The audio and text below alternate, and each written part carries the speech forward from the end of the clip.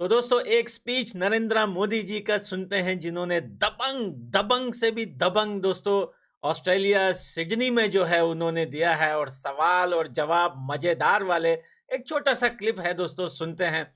वाकई में दोस्तों सच कहें तो इन दिनों जो अभी आप आउट ऑफ कंट्रीज यानी कि हिंदुस्तान से बाहर जो कंट्रियां हैं वहां पर आप देखें कि न सिर्फ हिंदुस्तान के लोग जो रहते हैं बहुत सारी कंट्रियां अभी आपने साउथ कंट्रीज भी देख ली जहाँ पे साउथ अफ्रीका है। साउथ अफ्रीका के साइड में और भी पता नहीं बोस्निया है, बहुत सारी कंट्रीज है जो फर्स्ट ऑफ ऑल तो वो हिंदुस्तान और सेकंड नंबर पे नरेंद्र मोदी जी की सरकार की बहुत ज्यादा रिस्पेक्ट करते हैं दोस्तों, और स्पेशली वो नरेंद्र मोदी जी की रिस्पेक्ट करते हैं दोस्तों। अभी एक छोटा सा स्पीच सुनते हैं, उसके बाद करते हैं डिटेल से बात।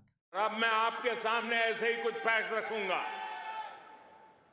और आपसे सही उत्तर जानना चाहूंगा। ठीक है? रेडी? रेडी? कोरोना की इस ग्लोबल पैंडेमिक में जिस देश ने दुनिया का सबसे तेज वैक्सीनेशन प्रोग्राम चलाया, वो देश है, वो देश है, वो देश है। आज जो देश दुनिया की फास्टेस्ट ग्रोइंग लार्ज इकोनॉमी है, वो है, वो है, वो है। आज जो देश दुनिया में नंबर 1 स्मार्टफोन डेटा कंज्यूमर है, वो देश है, वो देश है, वो देश है। आज जो देश फिनटेक एडॉप्शन रेट में नंबर 1 है, वो देश है, वो देश है, वो देश है। आज जो देश मिल्क प्रोडक्शन के मामले में दुनिया में नंबर 1 है, वो देश है, वो देश है। आज जो देश इंटरनेट यूजर्स की संख्या में दुनिया में नंबर 2 पर है, वो है, वो है। आज जो देश दुनिया का सेकंड लार्जेस्ट मोबाइल मैन्युफैक्चरर है, वो है, वो देश है, वो देश है। आज जो देश rice, wheat, sugarcane production के मामले में दुनिया में नंबर 2 पर है, वो है, वो है। आज जो देश फ्रूट और वेजिटेबल प्रोडक्शन में दुनिया में नंबर 2 पर है, वो है, वो है। आज जिस देश में दुनिया का तीसरा सबसे बड़ा स्टार्टअप इकोसिस्टम है, वो है, वो है। दुनिया का तीसरा सबसे बड़ा ऑटोमोबाइल मार्केट जिस देश में है, वो देश है, वो देश है। दुनिया का तीसरा सबसे बड़ा सिविल एविएशन मार्केट जिस देश में है, वो देश है, वो देश है। और अब जो देश अगले 25 साल में विकसित होने के लक्ष्य के साथ आगे बढ़ रहा है, वो देश है, वो देश है।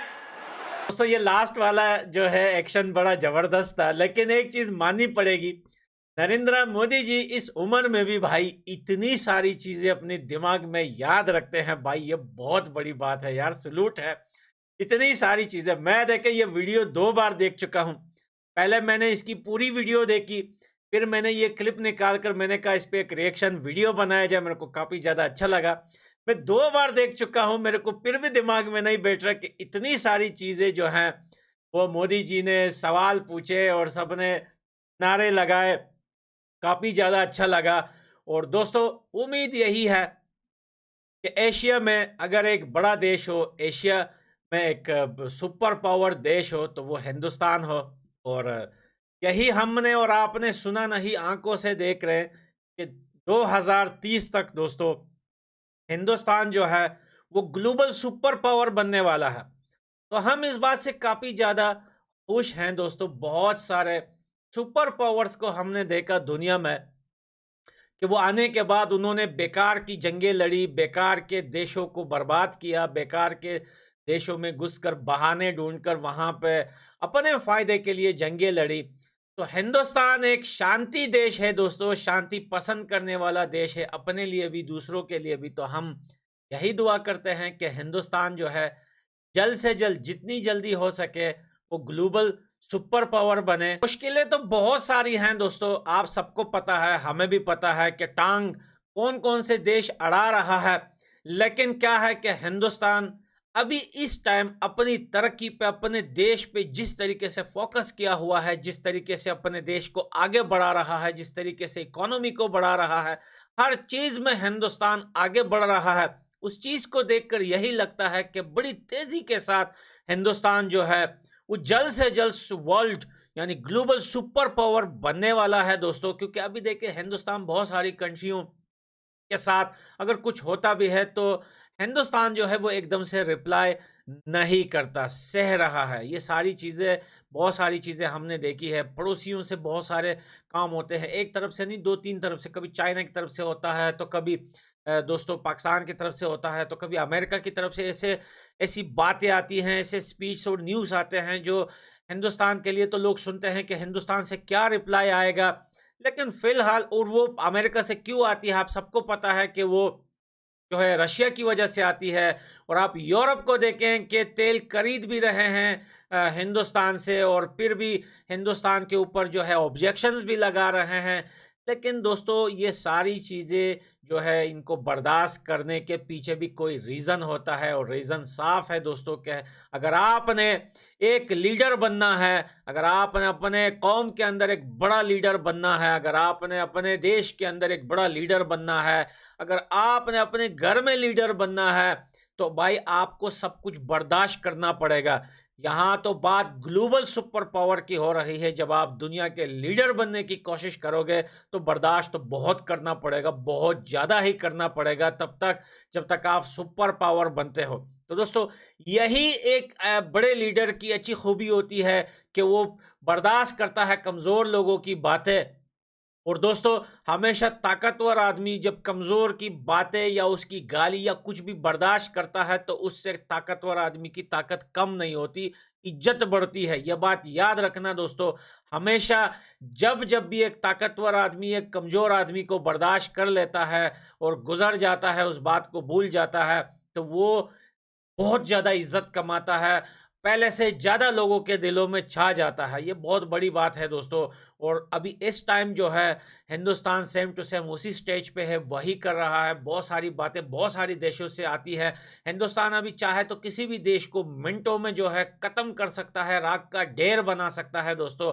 हमें और आपको पता है पाकिस्तान तो मक्की की औकात नहीं रखता। पाकिस्तान कभी कभार चाइना का नाम लेता है हिंदुस्तान के आगे, लेकिन चाइना भी हिंदुस्तान के आगे एक मक्की की औकात नहीं रखता दोस्तों। हमें और आपको पता है कि चाइना खोखला देश है, कुछ भी नहीं कर सकता।